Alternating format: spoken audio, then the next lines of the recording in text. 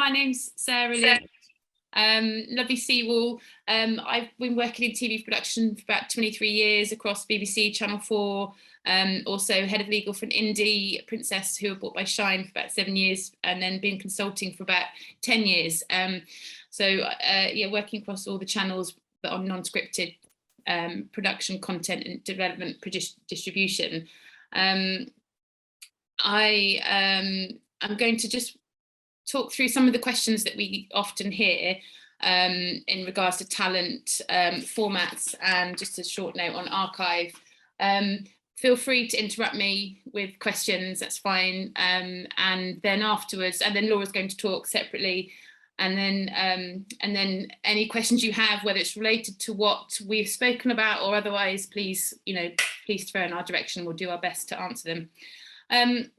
So just starting on talent, I think coming from non-scripted, we're talking about your key presenters and hosts. And what I wanted to flag is that this industry standard for such talent to be fully bought out by the fee that you pay them. And what that means is that when you pay them for a fee for their services to your content, you don't then have to pay a further fee when you use it or distribute it. So it buys out the products of their services, they're assigned to you and you own them. I've seen, particularly recently with a lot of social media content creators, that they're starting to push back a little bit on this, trying to restrict the platforms or the uses that you can make of the content. But I think most of the time this is a negotiable position that you can push back on, because the industry standard is that as producers you own all rights in that content. There are some exceptions to this. So for example, if you are working with a third-party talent who comes to you with a great program idea, they're attached to it, there's a lot of thought gone into it, and they're coming to you to kind of provide the production element, the producer services, you may then look for an alternative position to that. So still trying to get that full assignment, but maybe discussing a share of your profit from exploitation of that content.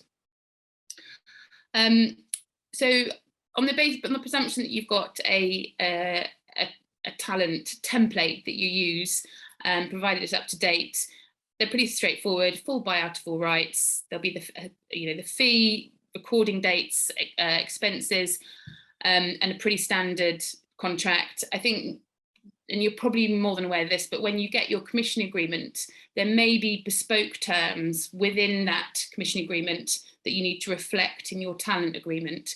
These might be things like additional talent ad reads, promotional materials that you need to ensure that your talent is signed up to for you to be able to deliver everything you need to your commissioner. So it's just a tip just to ensure that you read your commissioning agreement in full, highlight anything that's relevant to talent, ensure that's reflected in your talent agreement. Two clauses that might come up within that read, which should be considered from the commissioner's perspective, but if it doesn't come up in your commissioning agreement, it's really useful for you as a producer to consider are further series and exclusivity clauses. Thank you. I think the slide just come up on my screen. What a further series clause does is it gives you the option to engage that talent for a second series. So you've got this great contract, you've negotiated terms, they're all signed off. You want to produce a second series, and if you've got that clause in there, you can automatically, the talent then is automatically obliged to enter into a second agreement for the second series, and usually on the same terms. You try and agree that that second series is they provide their services on the same series as series one, saving you both time and money when commissioning that second series. The benefit is that, again, saving time and money in respect to negotiating that second series, but also it ensures continuity between your series and may help you secure that recommission if the commissioner knows that you can deliver the same host between series one and series two and any further series. So tied into this is an exclusivity clause. So this is where you ask the talent not to contribute to any competing content to yours during a defined period. And this is to ensure that whilst your show is airing, there isn't competing content popping up on other channels, other platforms, so you kind of maximise your potential for viewers. And this is something that's quite often discussed and agreeable on talent. The breadth of it depends on what they do for their day job, and the breadth of you want to try and of exclusivity. But it's always worth considering, particularly if you're kind of trying to build like a brand or a further series, just so that you take as much benefit from your content when it first airs as you can. So those two clauses, further series clause and exclusivity clause, always worth considering and potentially including in your talent contracts. Just a short note on data protection. I've seen quite a few contracts come up recently where there aren't the required data protection policies in place. So you as the producer are legally obliged to ensure that everybody who works for you, both on screen and off screen, are aware on the basis on which you process their personal data. So that can be then just their name or obviously address, payroll details, etc. And you need to ensure that your both on and off screen contributors are aware of how you process that data. And what we recommend is that you have a privacy notice attached to your talent contracts and other contracts, but in this case talking about talent. Some producers prefer to have a link and include the privacy notice on their website, but it's a kind of couple of page standard document that you issue to all relevant parties and sets out those details of which you're legally compelled to inform talent and others about. And that's something, if you haven't got a privacy notice in place, that's certainly something that we can help you with. Moving on to formats. So there's no such thing as a sort of a format right in English law, but when you're working with third parties who have brilliant ideas, obviously you're willing to enter into a carefully crafted contract to ensure that you have the exclusivity in respect to agreed terms. So sorry, I was checking the chat. I just saw those two notes, but it's not a question. So I just wanted to talk you through some tips when you are working with people, third parties who come to you with format ideas. I think at the outset, the most important thing you need to do is to ensure that the person you're talking to, they are the sole and original creator of the idea they're coming to you with. If they're not, that's fine. You just need to identify any other relevant parties and also ensure whether you are the first person seeing that idea. Again, just so you can ensure that if it's been licensed elsewhere, those licenses are expired or dovetail what you want to do with the content. But it's just to have those conversations up front. The next stage is to look at entering into an option agreement, which is like the precursor to a format agreement. So ultimately, when you've got a commission, you'll have a full-blown format agreement, which will set out the terms agreed between the parties. But at this stage, you want to minimise your time and expense on this because you're funding it yourself, potentially. And what's important at this stage is to ensure when you go and pitch the idea for financing, you know that, after you've put all that hard work and effort into it, you're not then going to turn around to the owner and then say, oh, sorry, I've taken it elsewhere. So what you have is an option agreement that gives you a limited period of time, say 12 to 18 months, where you know that you have exclusivity over that idea, you can go and pitch it, and you're the only one doing it. So tied up within that option agreement then is just your key terms. So again, what you want to do is just agree these key terms so that if you get a commission, you're not then sort of negotiating a position where potentially you're haven't got the sort of the strength of bargaining power you would have done. But also it can make the process a bit more timely and costly. So your key terms you want to agree up front are who will own the format, what production and distribution rights you will have, and what fees and share of net revenue will the owner be entitled to. These are, obviously there's no standard, and it will depend on whether you're licensing or whether the format that you're talking about is something that's been, produced in 3 other countries already, been a huge success. You're probably looking at more like a license over that format, compared to, excuse me, an idea which is, a great idea, but it's a 1 page. It needs a lot of work from you, and then you'd probably be looking at more of an assignment to you, and maybe a share of your back end as well. So there are a few factors to take into consideration, but if you can just nail down those points: who owns it, what distribution and production rights do you have, what fee and share of net revenue will the owner be entitled to, and you've got your 12 to 18 months exclusivity, you then can confidently go and pitch the format, knowing that once you've got that commission, the process of entering into a full-blown format will be really smooth. I have to say, it's always beneficial to you, or preferable to you, to have a written signed option agreement. However, if that is not possible, for one reason or another, having these points agreed over an email between 2 parties is better than having nothing. So that at the point of discussion, and you've got a commission discussion, you have something in writing to refer to, which shows how both parties intended to enter into this format agreement. Rupert, you've asked what happens with co-productions. Hi, Rupert. Are you? Oh, hi. What do you mean in respect to if one producer owns the format and the other one provides production services, or when it's a third-party format and you have 2 co-producers? When one person owns the format but is going into a co-production with a bigger player. Okay. Which to me, for a small production company, is often the case. Yeah. That just how best to kind of walk your way through that process, really. Yeah, okay. So rather than having a format agreement, you'd have your co-production agreement, which would set out the rights and responsibilities of each party, and also the ownership of the format and the content, and the responsibilities in terms of production and distribution.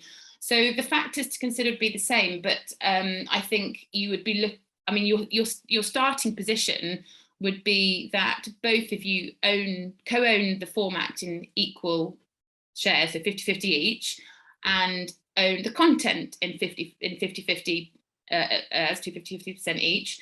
And then you would appoint one person as distributor, and then whatever net receipts or whatever profits made, net receipts are retained by that party are then shared 50-50. That would be your kind of starting position, I think, in that sort of relationship. If it was, if one party was, had the majority of responsibility in terms of development of that idea, production of that idea, and the other party was providing sort of a smaller bespoke service, then those percentages might vary.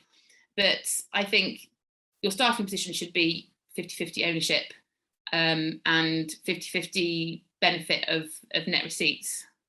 And just for clarity, is there then an initial document in terms of just key, as you said, kind of key terms? Yeah, so I'd suggest, rather than an option agreement, I'd suggest that it was a heads of terms. You had a co-production heads of terms. So rather than, again, full-blown terms and conditions, it's, summary points that set out during development stage what each party's going to do, and then if there's a production, what each party's production responsibilities are, that sets out the format share and the ownership of the production and the format, and then appoints a distributor. So just very clearly sets out ownerships, shares, responsibilities. But then I would expect that if you're in development stage, I'd expect that if you had a development period of, 12 to 18 months, and if after 18 months no commission had been, there wasn't a commission in place, then the format rights revert back to the original format holder. And then again, if you've got a commission and you're 3 years down the line and there's no production, I'd expect there probably to be a clause in the agreement that says in that situation, all format rights revert to the format holder. Do you tend to be the format creator? Yes, in most cases, format creator, but I'm just looking at the way in which I'm working with sometimes with quite big companies, and in one instance I've had in some ways what you kind of say, which is a kind of heads of terms agreement as an initial starter. With another company, they've taken on an idea and I'm still chasing them 4 months later for exactly what are you. Yeah. So have you got anything on email? Is it you got no terms at all? Yes, I haven't got the terms of agreement, but I've got the this is, they want to take this on. They want to take it to X, Y, and Z. They love the idea, blah, blah, blah, blah. Are they happy for me to accept that?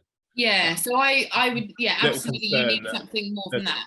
Yeah, exactly. So I'd be going back to them saying, I mean, the ball's in your corner really at this stage, depending on who you're talking to. I'd be responding to that email saying, that's fine. I'm happy for you to go and pitch it for 12 months. If you don't get a commission and all rights in the format revert back to me, I expect to, I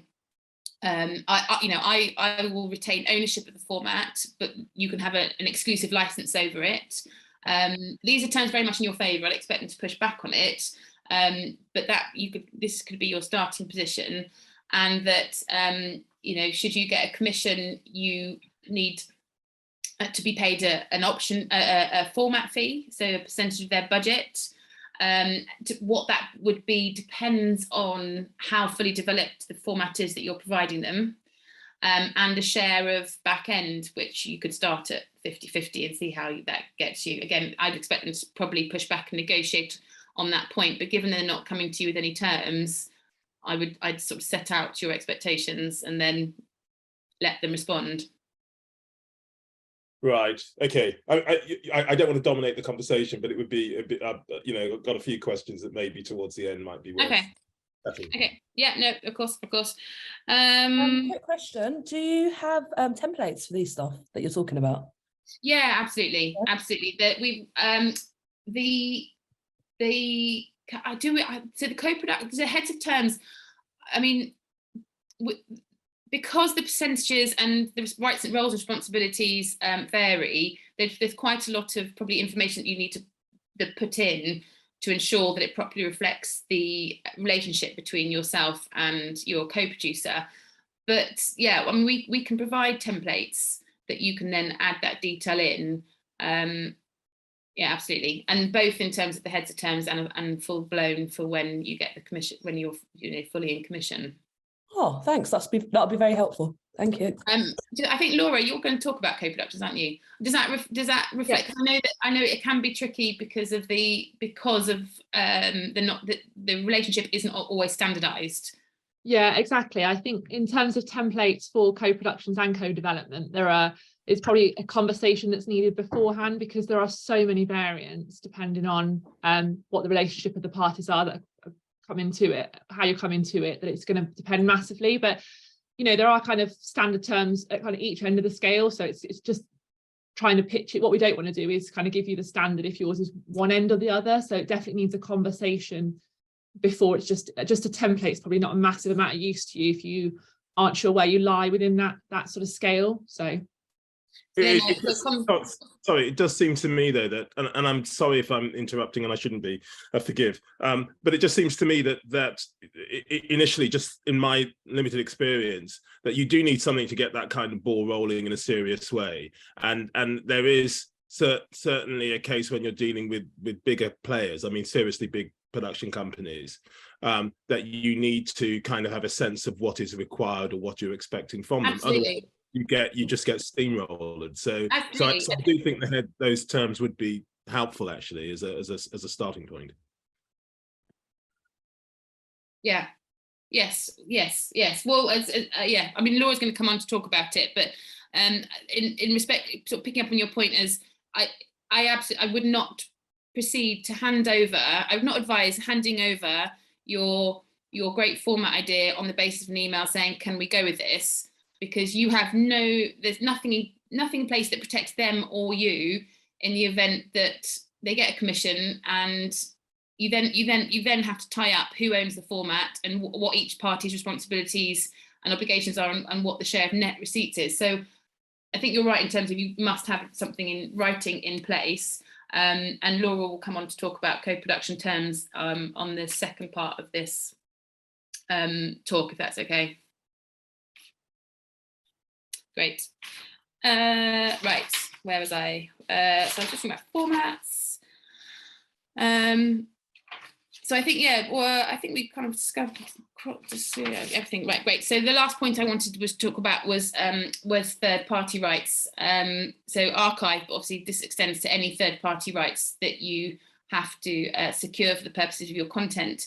Now, it will be set out in your commission agreement what clearances you're required to secure from any third parties, and which are paid for within your budget.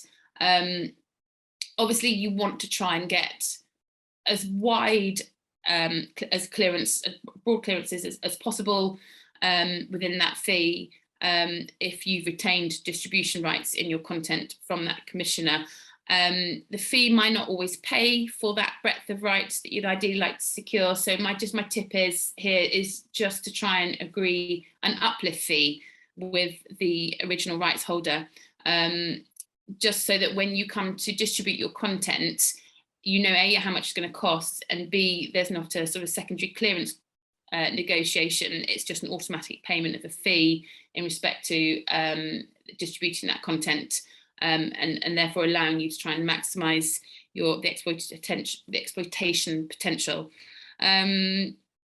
So that was just a short note on archive. There's nothing else. So if anyone's got any questions before we move on, yeah, just shout. Otherwise, I'll hand over to Laura, who's going to talk about co-productions and other things.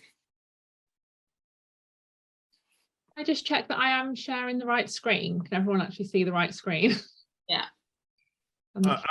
Can I just put a note, and it might be a discussion later, which is just an important element, a component of this, obviously, are the kind of music clearances, and is there an easy way of navigating yourself around that? I would just like to hear at some point during this conversation, because I'm aware that it doesn't go on for too long.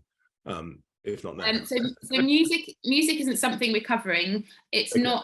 It's not my field. I don't think it's yours either, Laura. So music, as you probably, the reason why you separate it out is it can be a really complex area. It's multi-layer with all the rights, and we have a music specialist at Mint, Henriette, who is conversing with all these details. And I don't know, Simone, whether you would want to arrange with Nicola to do a music special. If definitely, I mean, what we try and do is we kind of service needs. So if there is enough of need and there's enough interest in terms of what people want to understand music rights, we'd definitely be up for. Yeah, I've done one before with Henriette, and where she's covered music, and it's really interesting, and definitely an area that is just, you know, causes. I'll do a little poll and see how many people are up for that. And we'll get that organised in the next couple of months. Great. Another one. Sorry, Laura, over to you. Cool, thank you. So I'm just going to talk a little bit to start with about co-development and co-production agreements. So just the differentiation is that co-development agreements relate to working together, obviously, through the development process, whereas a co-production agreement is more about working together throughout the production, once you've got a commission and financing in place. So both types of agreement are obviously there to formalise the relationship you have with the two parties in relation to a project, whether that be an individual and a business, or two businesses or two individuals, but it's just there to try and formalise what's been agreed. And we're often called in to assist where there's been a formal offer from a commissioner for either paid development work or a full commission. But what's often apparent is that although the parties have been working together in the background on a project for some time, there's often no formal agreement in place as to how the relationship will work. So ideally, you would have a kind of co-development agreement right at the beginning of your relationship. And I say in co-development agreement, ideally that would be in the form of agreement or a heads of terms. But as Sarah said, even an email is better than nothing, but just some kind of way of formalising what agreement you've reached. And that sort of co-development agreement that's set out at the beginning of the relationship would just set out the key terms for the development of the project. So as I said, this could be really in the form of a kind of really basic heads of terms type document, and ideally would be in place before any substantive work is carried out. So as Rupert said, is already kind of in talks with people, but ideally this would be kind of right at the beginning of that relationship, is you'd have set down in writing, ideally in the form of an agreement or a heads of terms, just what exactly each party will be doing. And just as an idea, as a kind of very broad overview, a co-development agreement is going to cover things like, well, it's going to be an outline of the project. So where did that idea originate from? Did it come from one party? Is it a joint idea? And is there anything you can attach as evidence of that sort of initial idea? So even if it was just a one page that was sent from one party to another saying, this is my idea, what do you think? You know, even attaching that to say, this was the initial idea, this is where it came from. Would you be suspicious if somebody came to you with a co-pro deal and they never gave you your percentages up front? Or is that a normal thing? Percentages for what? So I'll carry on talking a bit more about it, but co-development agreements, sometimes you're not going to agree everything that's going to happen if you reach a production. You might just focus on the development at that stage rather than what happens if you get a production. So it just depends really on how much of an idea there is, how much development it needs, whether or not the party you're working with, especially if it's a bigger company, whether they think they're going to get commission for that, and how much work still needs to go into it. So if it's just like a kind of real seed of an idea, and the parties are going to each feed into that more to develop it, then you might not know at this stage what those splits are going to look like, because it depends on how things develop. What stage do you need to make the split? Do you need to have that in writing? Well, obviously before you go into a commission, ideally, it really depends on how much of an idea there is. If you're literally going to them with a kind of one-liner idea, then you're not going to know at that stage how much more development's going to go into it and who's going to do that. But once you it's when you've worked out what those parties are doing and how much involvement there's going to be, that's when you're going to be thinking about what is the split going to be. So there's splits of so many things. There's not just, it's splits of like net receipts, distribution, production fee potentially, but it depends on who's developing it and who's going to go on produce it and how that's going to work. So until you know how that relationship is going to work a bit more, you may not necessarily know what those splits are going to be. In your opinion, what's the industry standard of splits? There's no industry standard. It just depends on so many factors. I mean, I'll carry on a bit more and you can see just the sort of things we're talking about. So just in terms of that co-development agreement and what you want to cover, there's the outline of the project. You also want to think about responsibilities and work to be carried out by each of the parties. So that's going to obviously have a factor again on the splits that you're talking about. So who's going to do what in terms of this further development? You also want to think about a term, so how long you're going to work together on this development for. You don't want it open-ended. You want to be able to know that, we're going to work on it for 12, 18, 24 months, depending on the type of project and what's going to happen at the end of that period. Another thing to think about early on, which a lot of people don't, is development funding. So how are you going to pay for this development? If you're each putting in your own costs, like bearing your own costs, how are these going to be recovered? So if there's some formal development money that or production funding that from a commissioner that comes about, are you going to try and recover your costs from that, or are you going to kind of absorb your own costs? And it might be that you're attaching a short budget or a breakdown of costs that you're going to look to recover in the event that there is some funding.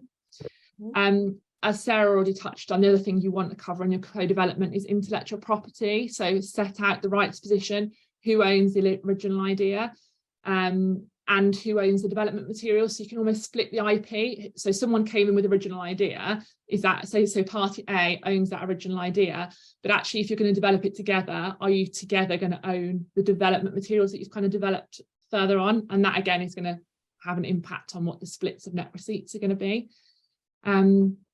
And the other thing to think about is, as Sarah again already touched on, is the kind of turnaround or reversion right. So if you reach the end of your term and this project, it's not going to go anywhere, who has the rights? Where do the rights go? Who's going to make use of that development work, or is it going to be frozen? So often it will be that, say, this party A comes with this original idea, it may be that they can take that original idea again, take it away and do what they want with it, but actually what's been developed together is kind of frozen, unless there's potential to kind of repay costs and then take all the ideas away. So it's all things you want to think about how that works in the event that you're not going to actually go on and get a commission. Does this appeal to, does this apply to fundeds? So suppose Channel 4 gave you 10 grand for fundeds. Do you need to have all of this in place as well? So if Channel 4 give you funding, then they will give you a development agreement. So Okay. Channel 4's development agreement is a standard agreement, and there's little to negotiate on how you can try and negotiate. And we'll look at trade terms of trade and non terms of trade in a moment. But Channel 4 will have development agreements in place already, and Channel 4 would never give you money without there being a development agreement in place. So But then if you was going to do that funded with another, suppose you was going to do that funding with ITV Studios, yeah, then you'd probably need to get another agreement in place with ITV Studios. I don't quite understand. So you're co-developing with ITV Studios, Yes, or Channel 4?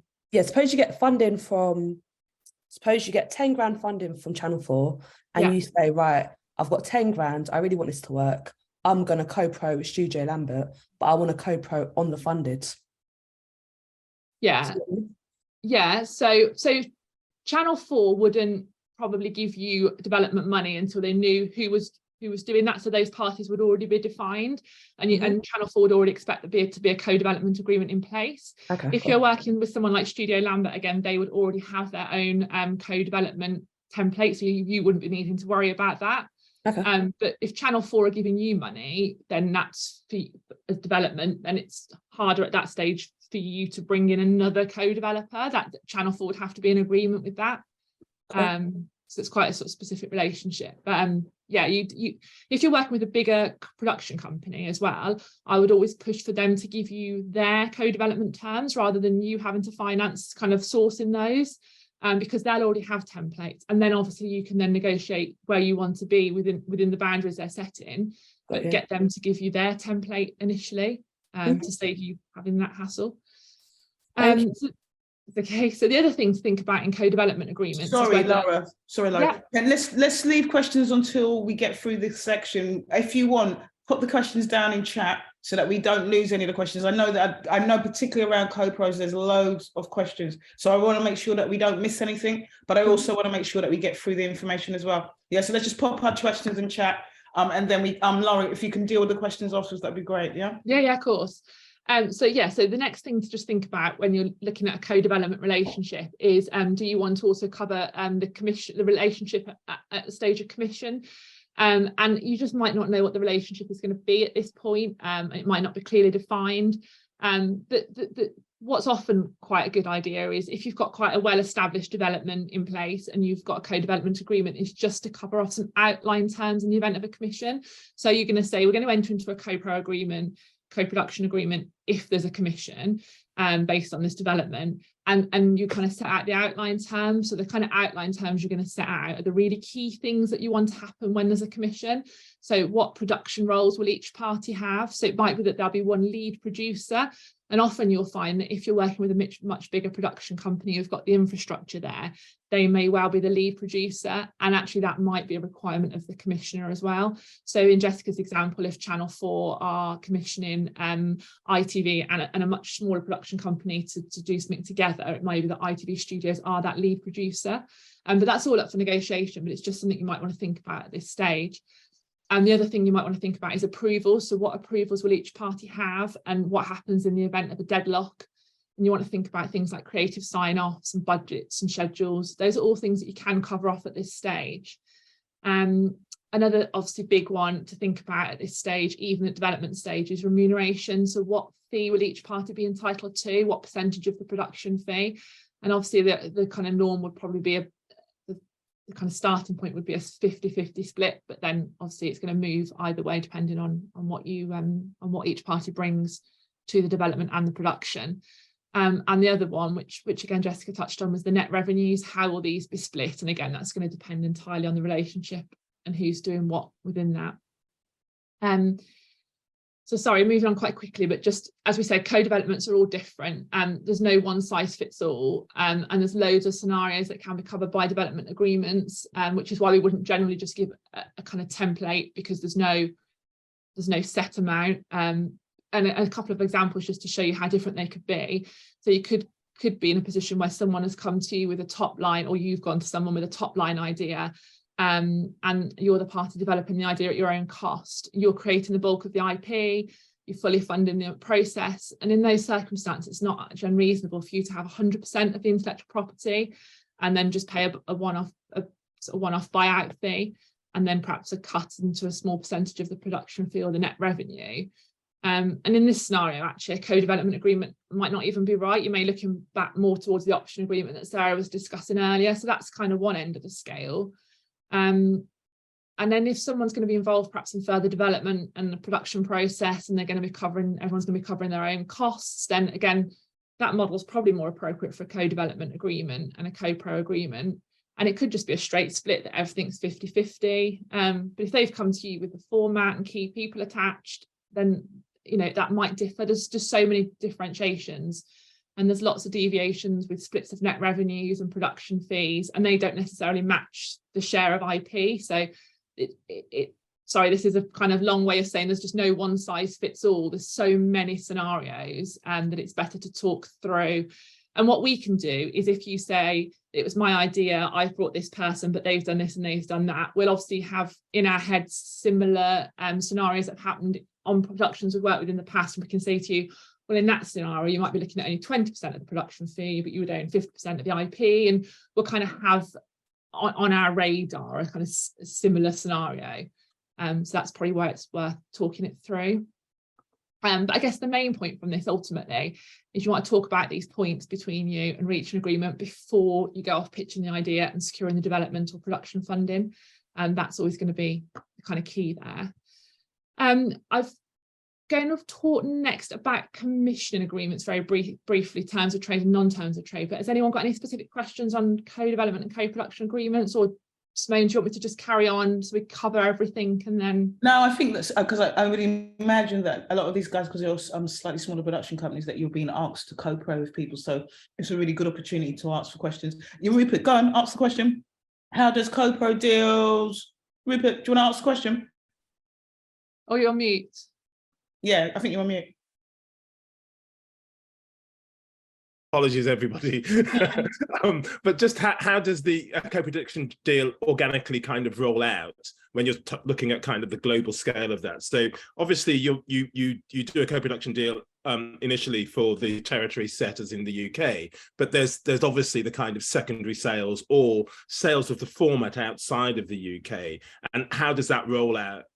You'd expect, you'd expect all that to be covered under the co-production agreement. So it'd say what happened in the event of net revenues if there was distribution outside of the territory, or so you're talking about a co-production where obviously there's been a commission already. So say, I don't know, Channel 4 has commissioned you to make a programme, and obviously they're taking the rights in the UK, and then it's going to be sold elsewhere. Is that the sort of scenario you're thinking of? Well, that's one, but also just if you're selling a format, and a format would work in different territories, and you want to just sell that format on, and if you're the originator of that format, are you beholden to your original co-production partner? Well, it depends what you've covered in the co-production agreement in the first place. I would expect format and format sales and that kind of those rights that are attached to the format to be covered in the co-production agreements. It depends what agreement you've come to in the first place.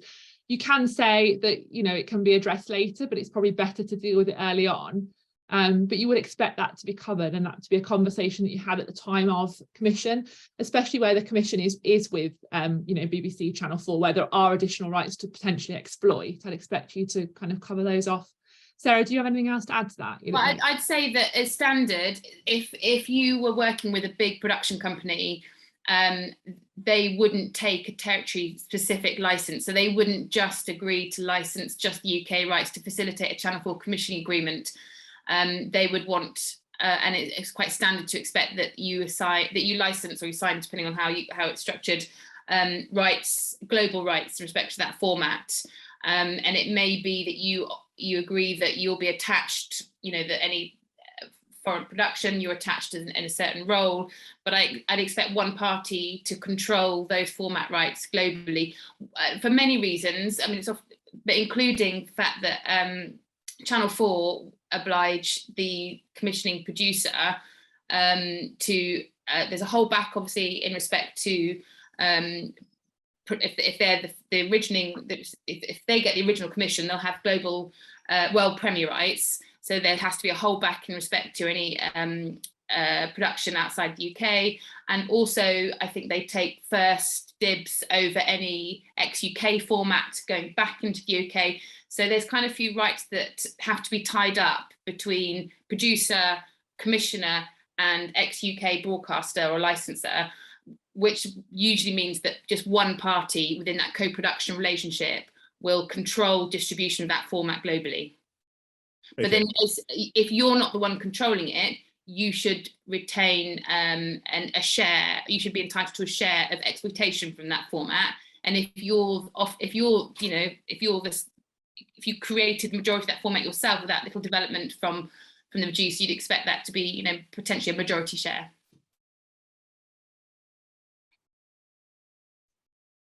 Any other questions on sort of co-development, co-pros? Sorry, yeah, thank you. Thanks for sharing your expertise with us. I really appreciate it. On the co-development, is it common to index link anything in that relationship moving forward based on if one party rather than the other secures a commission? You normally have in that development agreement how you're going to try and secure a commission. So sometimes it will be that one party will be the lead one in trying to secure a commission, with kind of always having meaningful consultation with the second party. Like, it completely depends, or it may be that you both agree to kind of go forward together to approach commissioners. So that would normally be set out. But if you've got a specific, sorry, I'm not quite sure what your question's relating to. Just because if you have two small production companies coming together, having developed developing an idea together, and then you're moving forward to try and get a commission, do the rights and everything change, or do our positions change of negotiation depending on who actually secures the commission? No, because you'd have talks with the commissioner, and it, the relationship of you as co-developers or co-producers would be explained to the production company. What you may find is that a production company will only want to deal with that. They often only want to contract with one party. That's not always the case, but it's often the case that commissioners will only contract with one party, and then they can obviously then enter into a co-production. That's not a problem, and that will be acknowledged in the commission agreement, but they won't necessarily commission two parties. And often they'll want to do that with what's kind of becomes known as the lead producer, which will often be the bigger production company with the infrastructure in place and that are known to the commissioner. But that's not always the case, and it varies from commissioner to commissioner as to how that works. But it certainly shouldn't influence the agreement that you already have in place. If you've still got a co-production agreement in place that covers, who owns the IP, how net revenues and things will be split, then that needs to be obviously acknowledged within the commission agreement that there is a co-production in place, and that's how it's going to work. Sarah, did you want to add anything to that? Sorry, you look like you. Catherine, are you kind of also contemplating where where two parties are working together, and depending on who gets the commission might impact on terms? Yes. Yeah, okay. So I think in that scenario, there's a bit of a risk with kind of first past the post type scenario, because you could find yourself in quite advanced discussions with the financier, and the other partner then secures commission, and you have to step back, and that's not great for your relationship with that commissioner to kind of be in a position where you're offering something you then can't. You're not the party. Oh, I guess then you are potentially both entering into it together. It's more standard to appoint one party, although you may say we're going to do it together, like we're going to both be in those meetings, so that you both have equal control. I've never seen a scenario where if one producer gets the commission, then that impacts on the rights position, because usually the positions are quite clearly defined. You're coming together because you're offering a different skill set, different contacts, etc. But I wouldn't say that it's not impossible to draft that you agreed that if somebody gets the commission, they get an additional 10% of their net, and that of the net receipts, or some other benefit to reward, and that could certainly be drafted into a contract. But it's not something I've seen, because usually you're bringing in different skill sets which has a value attributed to it, which is set out in the contract. but it's not impossible if that's what you wanted to reflect. Okay, understood. Thank you. Right, so shall I sort of move on, and we can always come back to questions at the end if that's useful. Cool. Yeah, let's do that. Okay, so let me just move down a slide if everyone can see that. Sorry, it's not very professional scrolling through.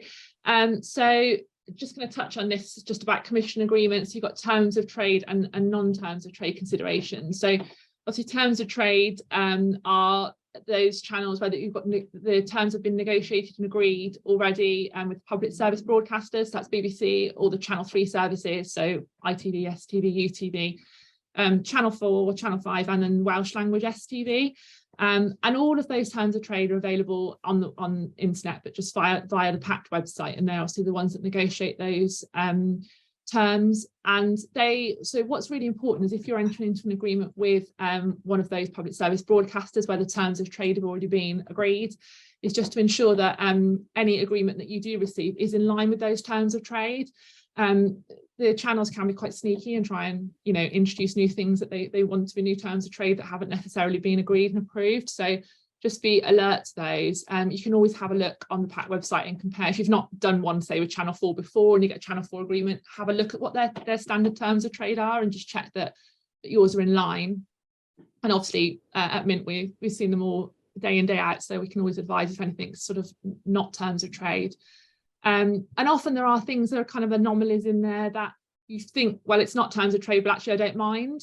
Just be aware that it is fine to agree things that aren't necessarily terms of trade and haven't been approved. But just 2 points I'd always say on that. Always make sure if you're agreeing things that aren't standard, that you're agreeing them on a non-precedential, non-citable basis, which just means that they can't assume that because you've agreed them this time, you'll agree them next time. And just always be aware that PACT very much urge members not to agree any terms that are outside the current terms of trade, just because this kind of directly undermines their ability to enforce the current terms of trade and negotiate new terms of trade. So just kind of be alert to that if you are thinking about agreeing something that's not necessarily standard. But in terms of non-terms of trade, so all the other channels basically, then obviously the rights that they're going to give you are much more varied, and they're open to negotiation on a case-by-case basis.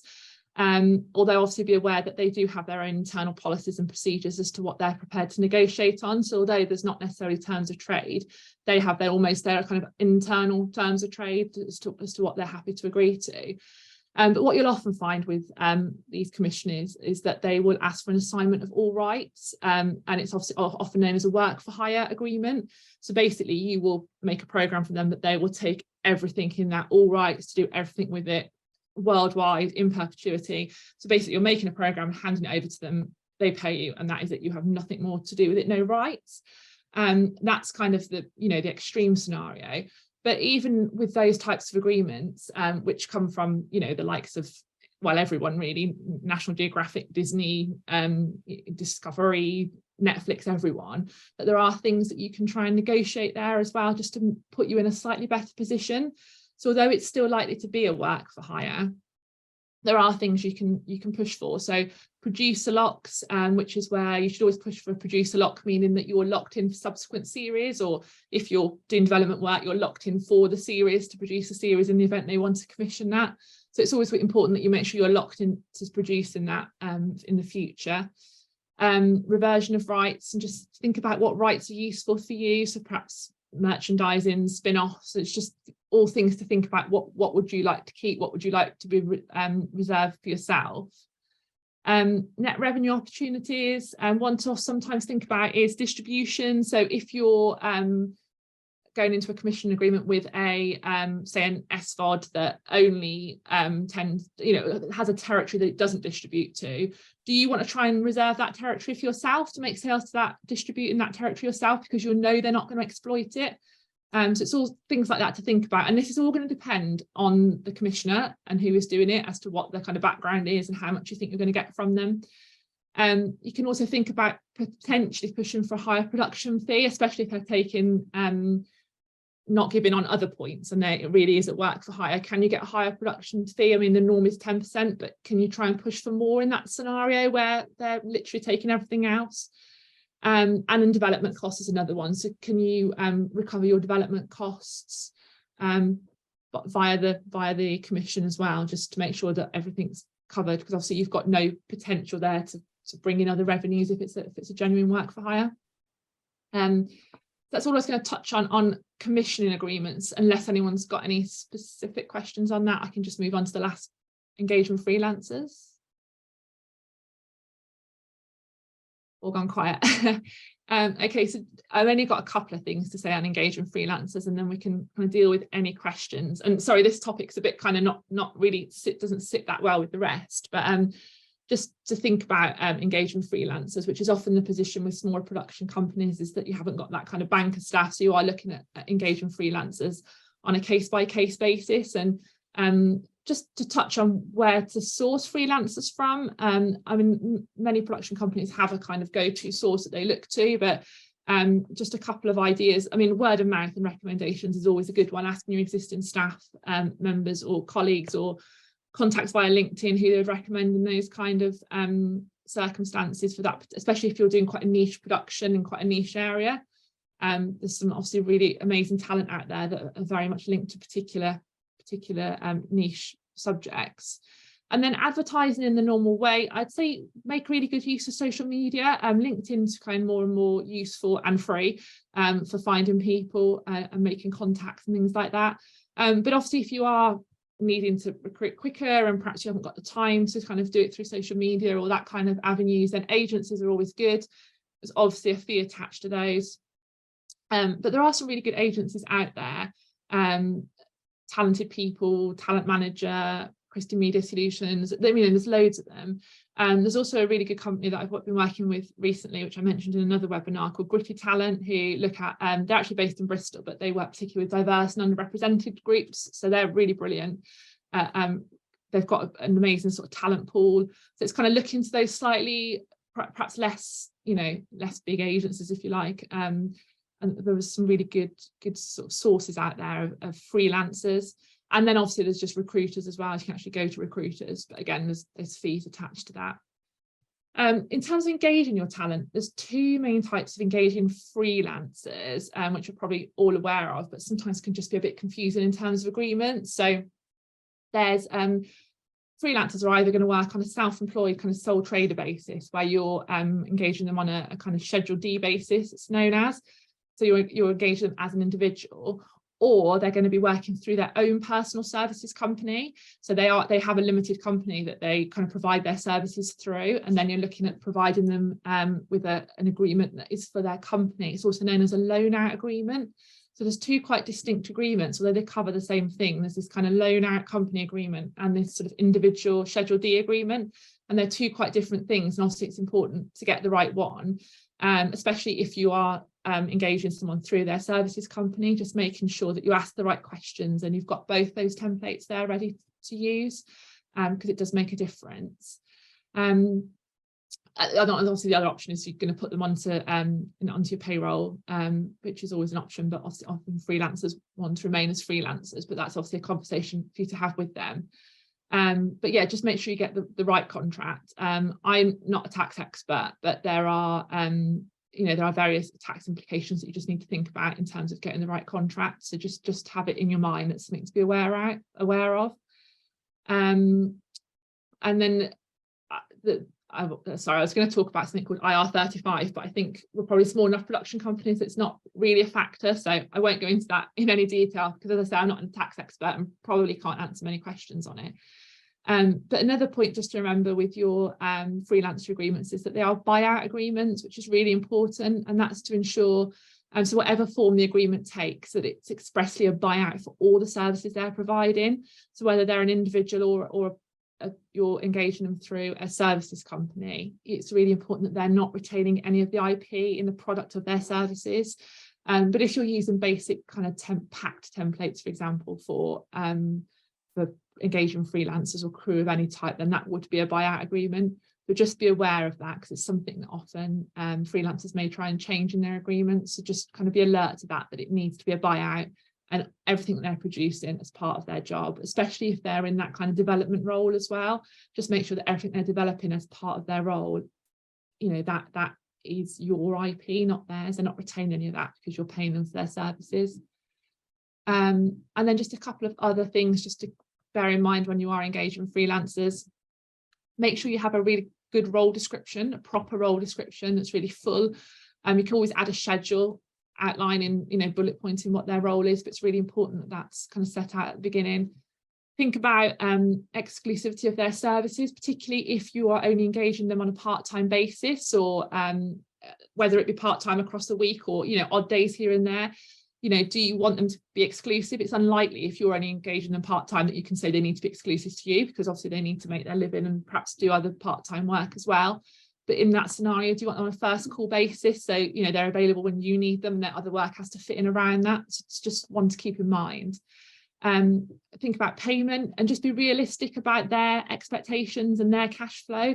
It may be that you want to pay them all at the end of the project, but actually, they've got bills to pay as well. So monthly is probably more realistic, or if they're doing a big chunk of work, you might be paying some up front and some at the end. And just kind of be flexible on that, really, is all I'd say. Think about expenses. Are they going to be, do they need to be pre-approved? What you don't want is someone suddenly giving you a massive expenses invoice at the end of their time with you, and that hadn't been agreed or talked about. So just be alert to expenses and whether you might have to pay those or whether you want to pay those if there are going to be any expenses. Termination. So do you want the ability to terminate with cause and without cause? So with cause is where they have materially breach the agreement, where you would just expect to be able to terminate, or also without cause. So can you just terminate because you want to terminate? and in that scenario, you'd normally expect to give a notice period and pay for that notice period as well. Might want to think about location of services. Can they work remotely? Do they need to be in an office? Do they need to have the ability to travel? So just make sure it's all covered up front. And then other things to think about are things like, will they be providing any equipment, especially if like camera crew or lighting, and in that scenario, what happens if that equipment breaks down? You might even want to consider doing a sort of side agreement for the kit itself, like a hire agreement, rather than just lumping it in with their freelancer agreement. Insurance as well. Do they need professional indemnity insurance? Do you require them to have that? And if so, what's that going to look like? Something that more and more freelancers are putting in place, but it depends on their role a lot. So some like production managers, for example, production coordinators don't necessarily have that in place. And then just think about further work. Do you want to bind them to future series? So if there's quite a big name attached in terms of your staffing, you've got a director, do you want to bind them to future series? And think about the wording that you can have in there for that in those scenarios. That's probably all I've got to say about engaging freelancers. Sorry, that was a really, really quick whiz through, so I was aware of the time. Has anyone got any sort of questions on any of that?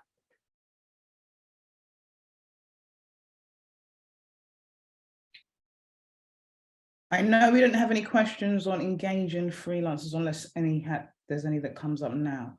But I know, Ao, you had a question about engaging talent, didn't you? You're on mute. Yeah, we're just in the process of trying to rally particular talent for an idea we've got. And I just want to make sure I get it across their agent, manager, also for the talent to see what's the best way to protect myself on that respect, so agent doesn't end up sort of floating that with other production companies or whoever in that scenario, because obviously we're basically talking to ITV about something in particular, and it's basically an ITV talent, but to make sure we're the best fit and the best production company to make that, which we've already developed the idea anyway, but just to make sure when I'm floating up these kind of ideas with agents and stuff like that, that we're best protected as a production company, that idea doesn't get seen elsewhere. Is it just a non-disclosure? Is it simple as that? Yeah, definitely have a non-disclosure agreement in place in those circumstances. Sarah, can you think of anything else specifically? But I think an NDA is probably the way to go. Yeah, definitely NDA, and just only share what you need to. No problem. Fantastic. We're coming close to the end. Has anybody else got any other questions? I mean, there's loads, right? We could have done this a whole afternoon or an entire week on so many different topics or so many different areas. Are there any questions that anybody has? Any further questions? Dave, you good, yeah? Catherine, you good? Jay and Jessica, you good, yeah? Obviously, I think so. Yeah, obviously, there's contact information, and these guys are not going anywhere, and we have quite a special relationship with them. So if you do want to engage them for any advice or any services, there is, I've got it somewhere, but there is a agreement. They're looking after anybody that's kind of come through us. So if you do feel that you wanted to speak to them about something specific or get some advice or wanted to engage their services, there's definitely that option. And there's contacts here.